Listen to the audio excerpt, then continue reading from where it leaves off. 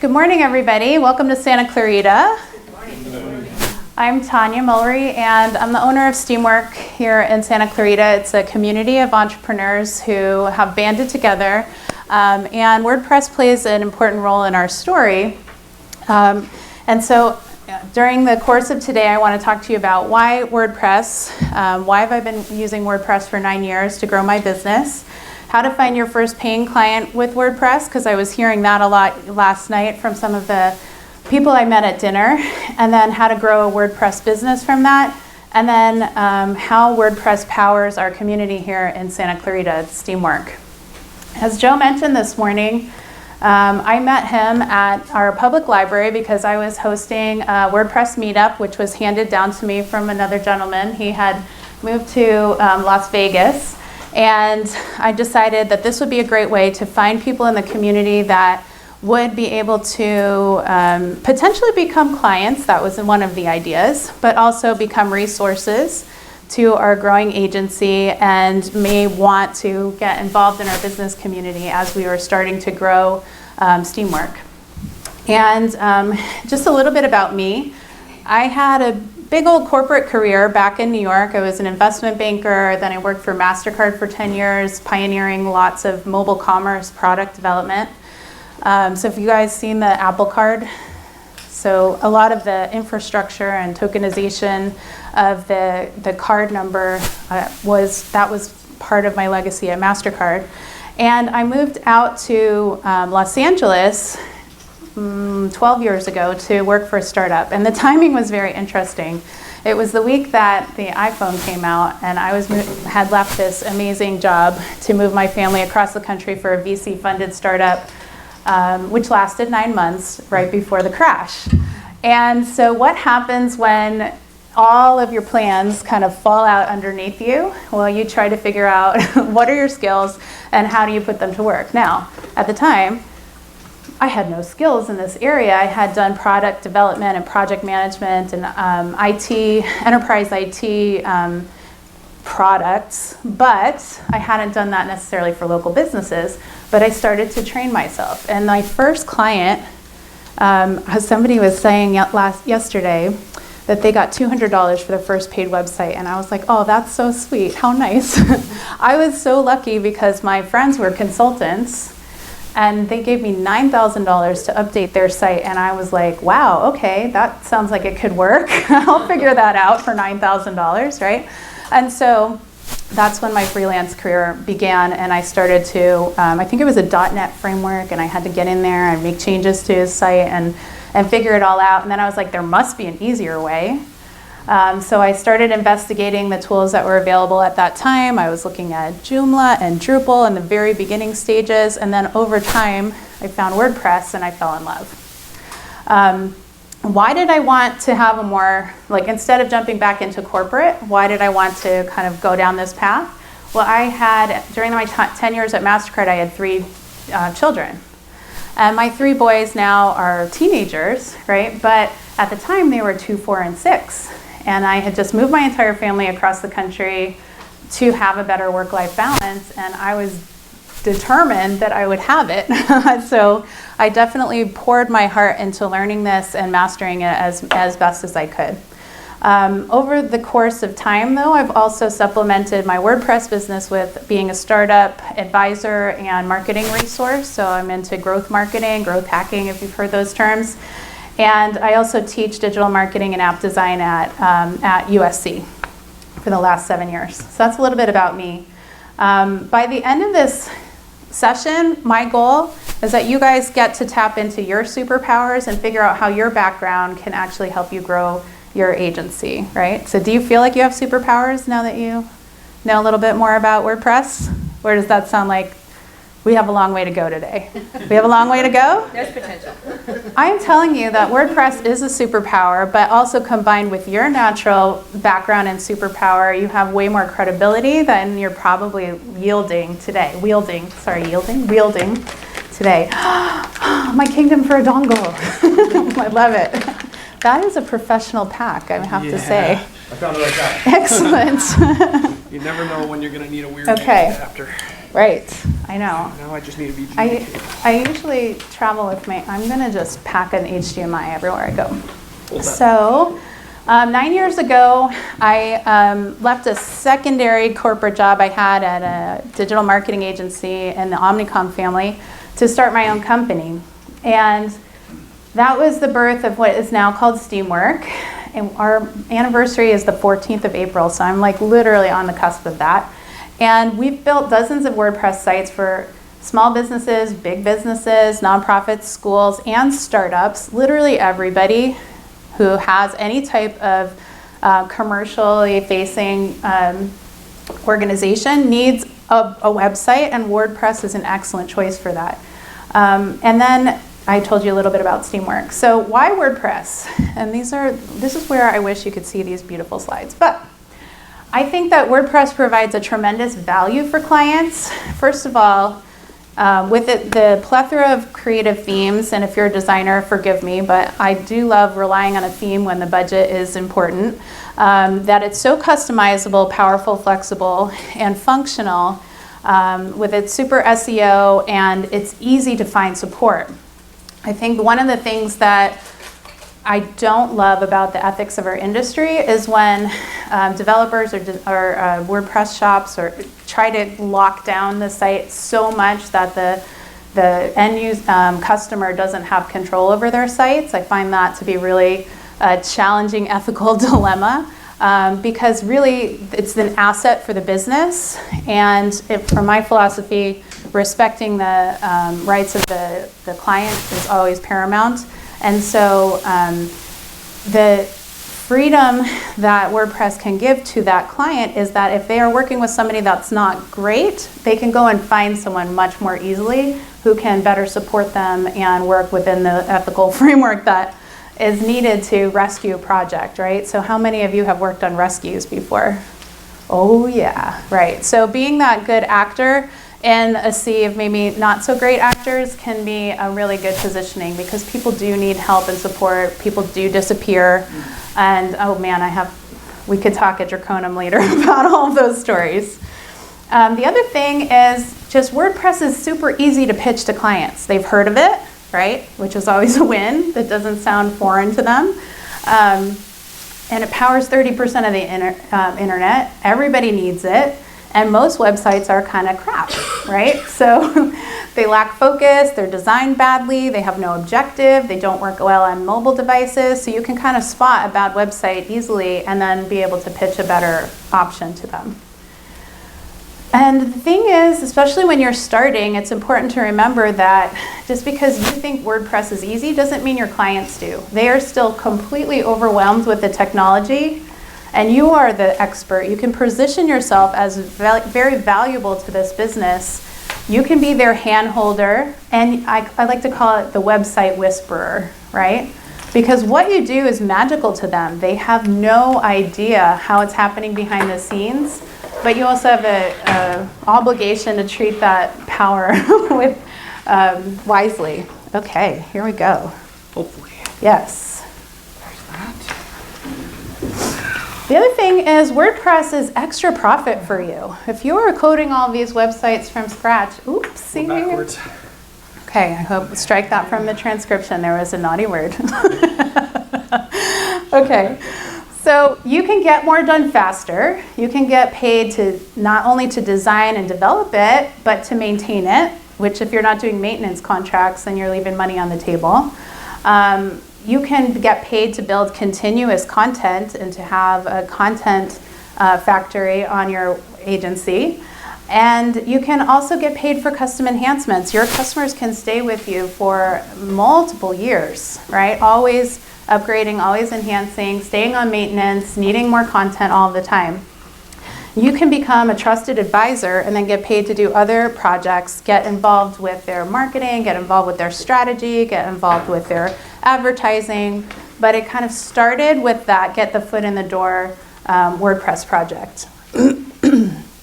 Is this resonating for you guys? Do you do some of this too? Yes. This guy's like, I could give this talk. Let's go chat. Okay, so the last thing I would say is, in the why WordPress category, is KISS. You know the KISS strategy? and not the band, right? I like to say keep it simple, smarty, because I don't like calling people names, but that's okay. But keep it simple, smarty. Don't be greedy. Don't try to get the entire year-long budget crammed into one project. You'll overwhelm them. You'll lose the contract. Get paid quicker by doing the basics first. So in startup land, you have the concept of minimum viable product. Have you guys heard this term before? It's called MVP. M as in Mary, V as in Victor, P as in Peter. Minimal viable product. So get something simple done for them, and then talk about phase 2, phase 3, phase 4, because it helps them understand that you're not trying to take advantage of them, that you're trying to get the important things taken care of first, and that you can always, make enhancements and work and grow with their business. It offloads a lot of the risk upfront from this project and this relationship, and it gives you a steadier pace for work, as well as a steadier pace for income, right? So I think the temptation is, well, let me get the big projects up front, but that's not necessarily the way to maximize your income. Okay, ta-da. So, based on the how to find your first paying WordPress client yesterday conversation, update your sales, marketing, and delivery. So first of all, you should have a good WordPress website at a minimum, right? Because people will check you out. Your site is your 24/7 marketing and sales department.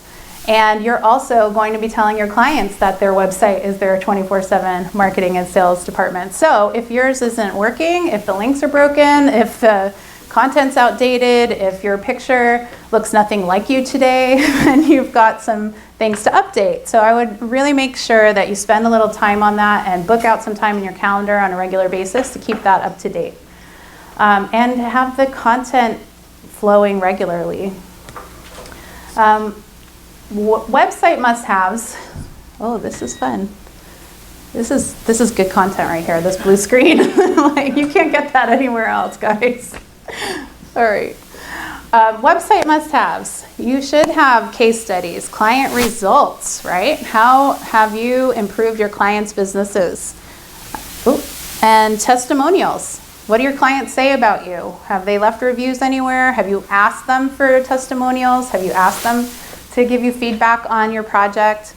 Even if they wrote you a letter saying, oh, thank you so much, our new website is great, ask, hey, do you mind if I put that on my website and put a picture of your site and a link back to you? And that way we keep promoting each other and we keep supporting each other. So the deeper you make those links, the better off you'll be in developing your community of customers that can help advertise your business. If you've gotten good press, awards, or other trust marks, like maybe you've done an article in the Huffington Post or something like that, well, make sure you keep adding content to the site. If you have been named like Entrepreneur of the Year or something, I can't remember what the name of the award was. I won a couple years ago. And now I'm thinking, that's not on my site. What's wrong with me?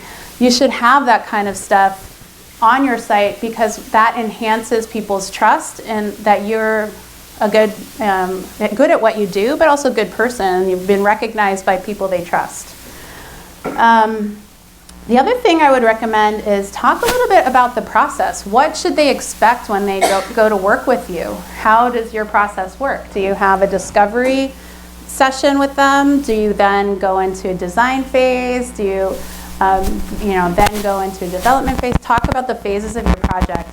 One thing I found is that especially people who are on the technical side of WordPress, they tend to overwhelm clients with the technical steps. And I would encourage you to not use jargon and not confuse them. If you're working with local businesses particularly, and you throw a wireframe at them, they literally have no idea what that is. And they're like, well, why are you giving me boxes? This is not a website. I want a website, right? And so it takes a lot of education. But if you show them pictures of, here's what I'm going to do first, here's what I'm going to do second, here's what I'm going to do third, this is what it means, this is the feedback I expect from you at each of the stages of the process, the clarity of your communication will make them feel comfortable and they won't feel surprised or under duress. So I was working with one of our local WordPress resources here in town, and we were working with a local cake shop, and this woman is fabulous. She's been in business for 40 years. Unbelievable, right? A business success story. And we were really excited to do this website for her anniversary, and she'd been through a few different prospective firms to work with, and she finally was like, I feel really comfortable with you guys. But she gets overwhelmed when you present something that's just too much for her, or you ask her for too much content at the same time, or too many pictures, or present something that's unfamiliar.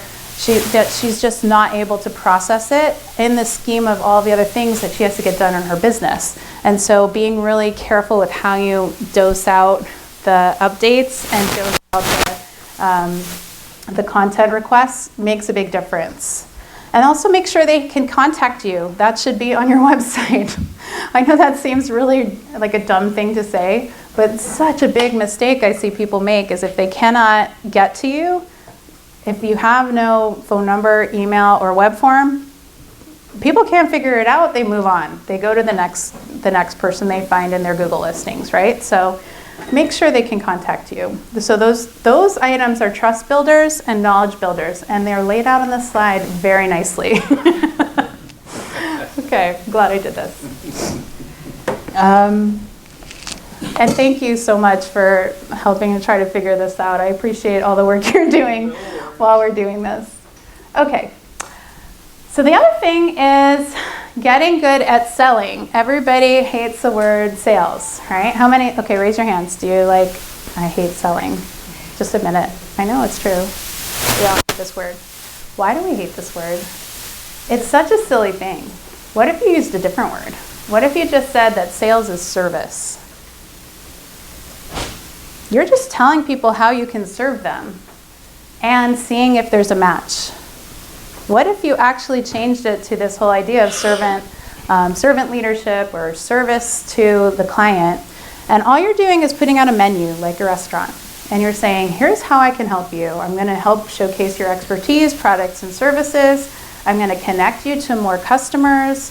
I'm going to help you deliver content. I'm going to get you found. I'm going to be your sales and marketing 24/7. And by the way, it's all going to work automatically. You don't have to keep paying me like you would pay a salesperson, that you would have to give a salary. And our maintenance contract is a fraction of the salary. Oh. So this thing is going to keep serving me all day and night, 24/7, 365. Well, that sounds good to me, right? Doesn't it change the conversation when you stop thinking about, well, I just need the money. And they have the money, so I need the money, so let's talk. It has nothing to do with the money. It has to do with the value you're delivering to the business and how their customers are going to find them and become deeper, longer lasting fixtures in their business. So let's get good at service, not sales, right? Let's express our value in a different way. Okay, the next thing is to make sure in the process, it isn't about, like I said, selling, it's about asking questions. Good questions to ask is, what's a good client worth for you? Why? Because you can really get a lot of information about what their budget for their website might be. Okay, and here's why. What if they are an oncologist and a good client is worth $50,000 a year to them? I don't know what that number is, right? I actually haven't done an oncology site, but I'm just pulling something out of the air. More? Okay, here you go. How much is a good website worth to an oncologist to get one more client? I'm a cancer patient, and I know that as a cancer patient, you're worth at least $800,000 during your lifetime. Okay. So, yeah. So should they pay more than $2,000 for a website? Yeah, 10 grand. Very good. Okay, good answer. Good answer. Now we're talking. How about a lawyer? I don't know, a general litigator. What's a good client worth to a litigator? As much as they can get, right? Do you think that a lawyer should pay, at least a fraction of one good client? What if they got one more good client this year because they improved their website? 1 grand? At least. Okay, so That's for basic. So what if it's a different type of price, like it's a restaurant, a burger shop, or a restaurant? Now they are very dependent on having a steady flow of traffic, right? They need really good search optimization. They need really good access to their menu, maybe some ordering. It could be more complicated. What's a good day or a good week worth to a restaurant? What if they didn't have that good day or didn't have that good week? What happens to restaurants when they don't get the traffic? Well, we've all seen, now in Santa Clarita, we have a foodies group on Facebook, and restaurants go out of business literally every week, right? So a restaurant is really dependent on having excellent marketing from day one, get butts in seats, get people in the door. They need high throughput of those tickets to get through. So what's a good client worth to you is a really important way of getting to the value that and stacking the value story for the client. It's like, what if you could use this, right? And it was attracting more clients to you. What if it got you 1, 2, 3 more big clients? What if it got you 10 more good days in a year? What does that mean to you? And that's a way of getting out of the lowest price bid conversation and into the this is how it's going to help your business conversation. What's the main job this website needs to accomplish for your business? Especially going back to that MVP conversation. A website, especially when you're doing the first project, needs to go to one single focus. What is the outcome you want? And then the other things can be added in, but the singular drive to the end focus, is it getting a lead?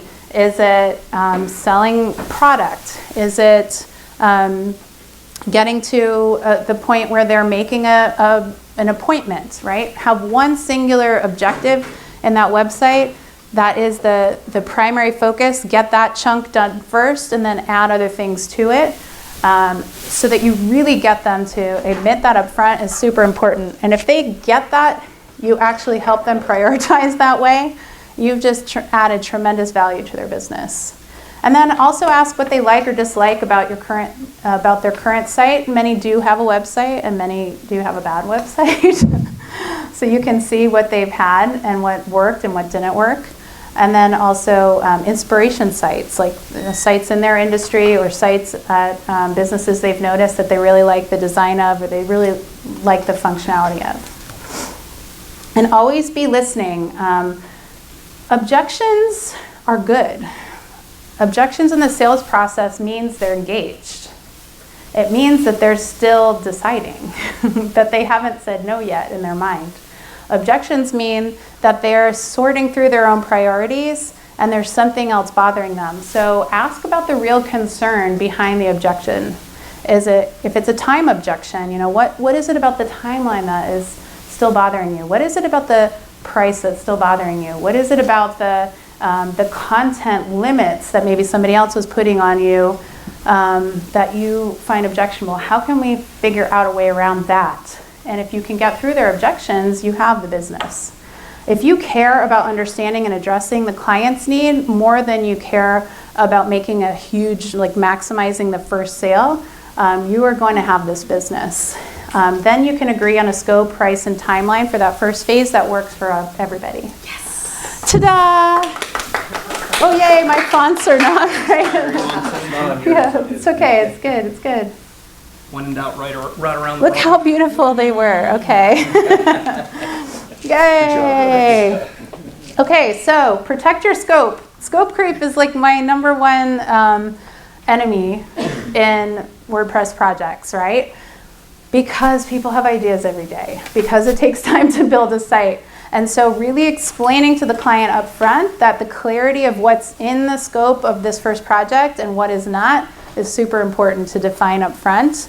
And having a process for adding scope, which, in enterprise software land, scope creep is the big term, right? You have to have a firm sense of what's in scope, what's out of scope, what's an additional project or an additional piece of scope. And then you write up another little sheet and say, we're adding this scope, it costs this much money. You get them to sign off, because if you just keep adding things and try to build them at the end, chaos and terror.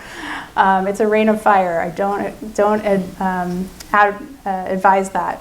And this helps you to guard your team's value and time so that you're not off doing all these tangents, and I call them goat rodeos, right? You just don't want to be involved in that. You have to really, even if it seems like it's an emergency, even if it seems like it's the last thing, you have to be in control of this client relationship and explain how this can work. Now, I'm not saying don't be flexible, don't be helpful, but charge for your value and definitely get approval in writing. And always be testing. Now this goes for your own site. Always be testing your own site, but also their site, because one thing that goes wrong at the, as you're going to launch it and suddenly you lost all credibility, you just work super hard. So make sure that you have a good testing process at the end. Frustrated clients talk to other potential clients, this thing. And along the same lines, always be good. Make sure that you are checking reviews, set up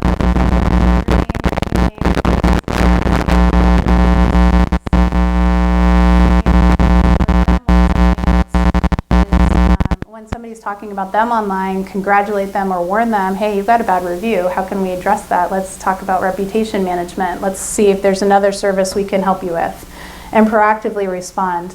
And the other piece of always be Googling that's kind of fun is once I was referred to the retirees group for Lockheed Martin called the Stardusters. And this was super fun. It was, a board of a dozen retirees, average age 70, but all engineers. Can you imagine, right?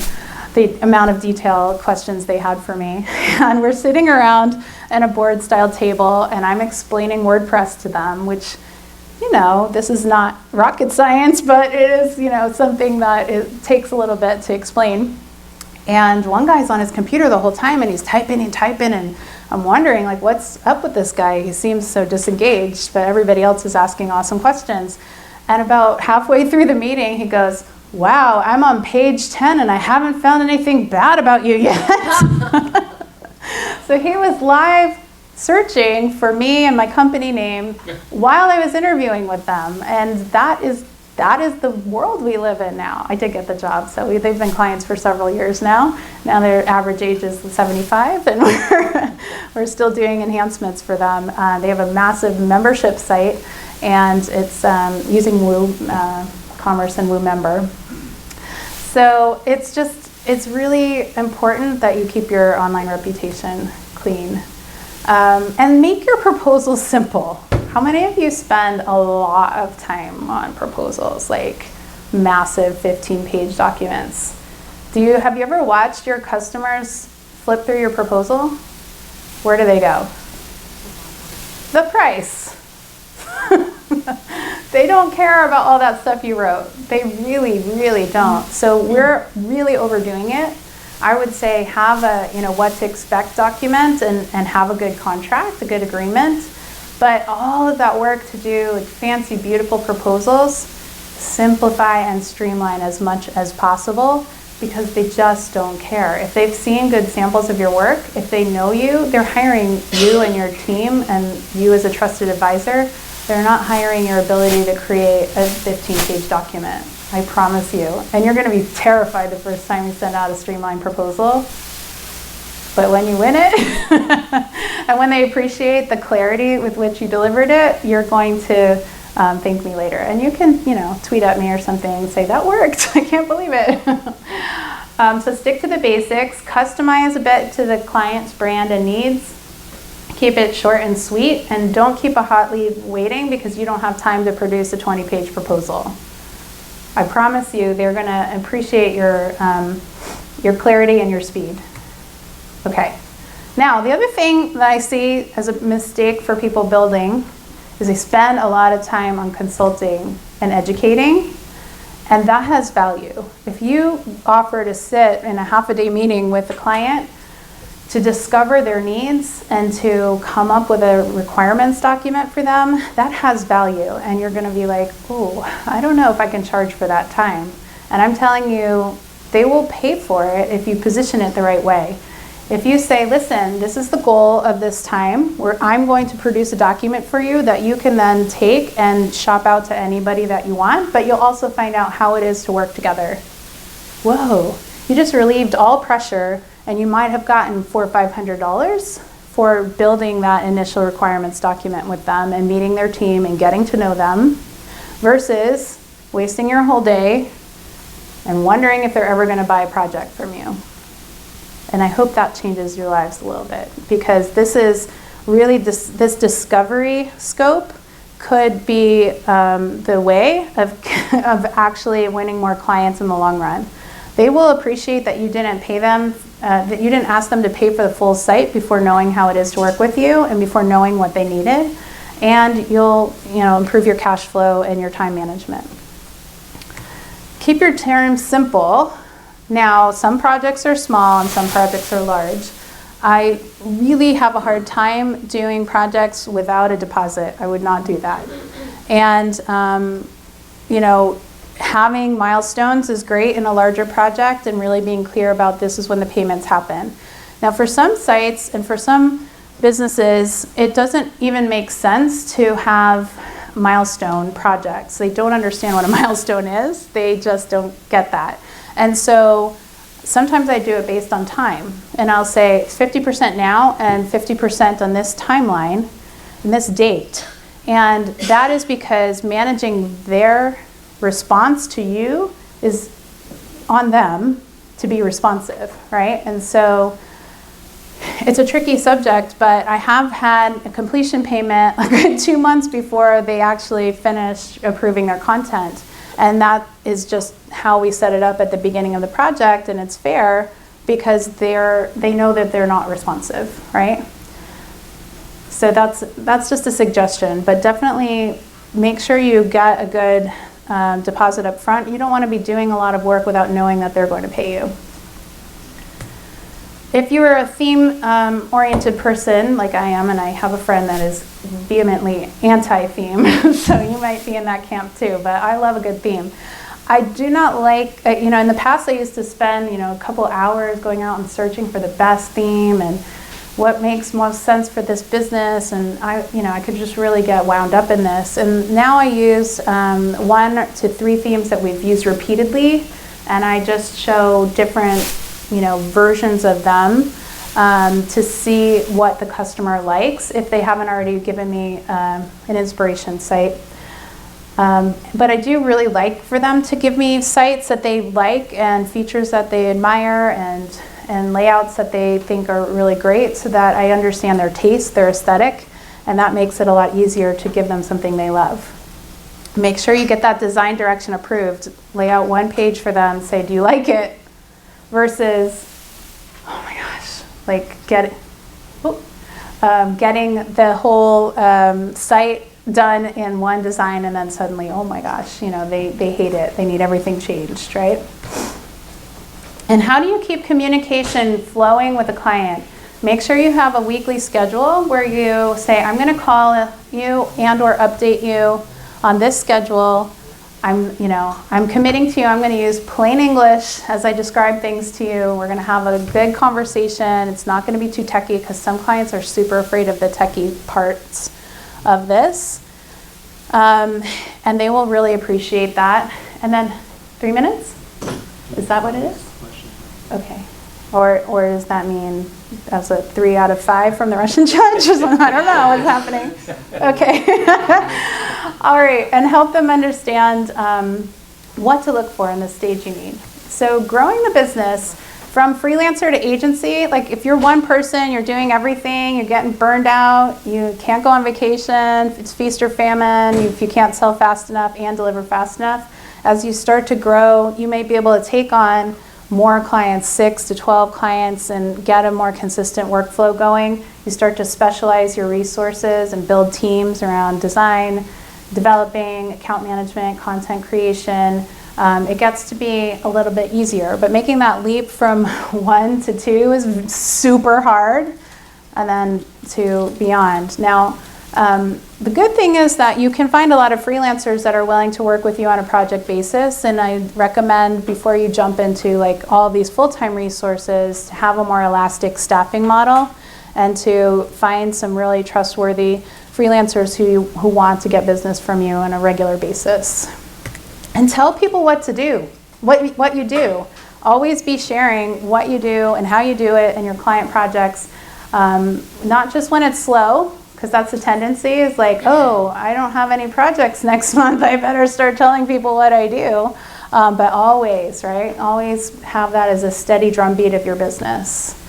Oh man, I had some more stuff here, but I'm going to give you some last things. We didn't get to Steamwork, but you could ask me questions about that. Lining up clients. Here's one of my best strategies, the Ugly Betty strategy. Now, people used to come up to me in the street when the show first came out and say, hey, you're Ugly Betty. And I was like, what? Like, I didn't know what this was. But anyway, I'm going to call this the Ugly Betty strategy. It's time. Okay, it's the last one. Look for, if you're at a trade show, look at an ugly booth or find an ugly website, find an ugly ad. That's your client. They need you, right? Okay. Oh, I can put on my glasses and get braces. Okay. So that's one of the best strategies.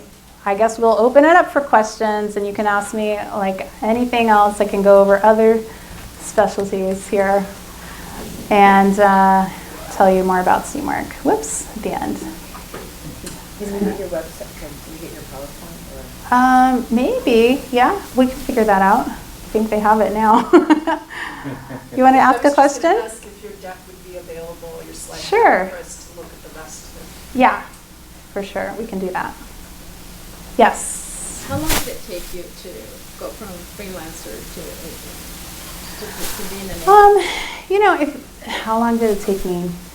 Well, as long as it took me to realize I didn't want to do everything by myself. So I started to find a good crew of probably at any given time 4 or 5 freelancers that I could rely on to be consistent in delivering a product. So I decided to do that early. I've been working with some of them like 6 or 7 years at least, and referred them on to other clients and everything too, so that they got that steady work going too. Because as an owner of an agency, you really do feel responsible. If you can't supply them with enough work, then you feel kind of guilty that you are not keeping them going. But we have a lot of good people in our network now that we do send work to pretty regularly. So right now I'm not actively running a hardcore big WordPress agency. My business has shifted a lot, but we still do WordPress and support our existing clients. Okay. So that $400 to $500 discovery phase you're talking Yeah. about? So the goal of that phase is the requirements document that just gives you a detailed scope of what is going to be in the project, and then estimates associated with it. So it's, in a way, it's helping them decide what a project should cost and how to communicate a good formed project to anybody else. So they could take that document and they could say, okay, great, now that we've fleshed this out, give me 3 bids. But most of the time they won't want to because they like working with you already. Does that make sense? So on a bigger project, I think it's a super valuable way of, if they're like, well, we're not ready, we don't know what we want, to say, well, great, why don't we do 500, 1,000, 2,000, whatever the number is, relative to what you think the long-term size of the project would be, because some projects could be 20, 25, it just depends on like how complex the business is. Do like a 10% project up front to get to that scope. Does that make sense? Yeah, cool. Yeah, oh, yes. You were talking about designing the site that the client likes. Yes. Like building 2 sites. Yes. How do you balance that with if you determine that what they're... Oh, that's an awesome question. And to show insight in the questions up front with the client, to talk about the segments that they serve is really important, right? So especially the older woman who may not really know what websites are on, you might know what Right. features and what not to feature on. Right, so does a 60-year-old woman who's been making wedding cakes her whole life know what a 20 to 30-year-old bride wants? Well, probably, because she's talked to thousands of 30-year-old brides, but does she know what that looks like from a web perspective, right? So it's, I have a phrase in my contract that I actually borrowed from another friend of mine who runs a WordPress shop too, and it was, we reserve the right, in our professional opinion, to push back on you when we believe that you're, making the wrong decision. Like, we want to have that healthy dialogue in order to get to the best outcome for you and to serve your clients. Does that make sense? I really do have that built into my agreement, because I want to set that expectation up front that we know what we're doing. You know what you're doing. You make amazing cakes, full stop. Like, we honor and cherish that, right? But we know what we're doing because we've built, hundreds of sites. And we know what the trends are. We know what works. We want to make sure that we're doing the best job for you. Just like you know more about buttercream than I do, we know more about WordPress than you do, right? So I do build that into. It's an interesting perspective, and maybe not something everybody's been comfortable or thought about before, but when I saw that clause, I was like, oh, that is getting adapted for my use, because it's awesome. Okay. That's it?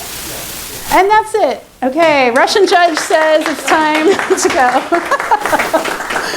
This was maybe the weirdest talk ever, but thank you for your attention and good questions.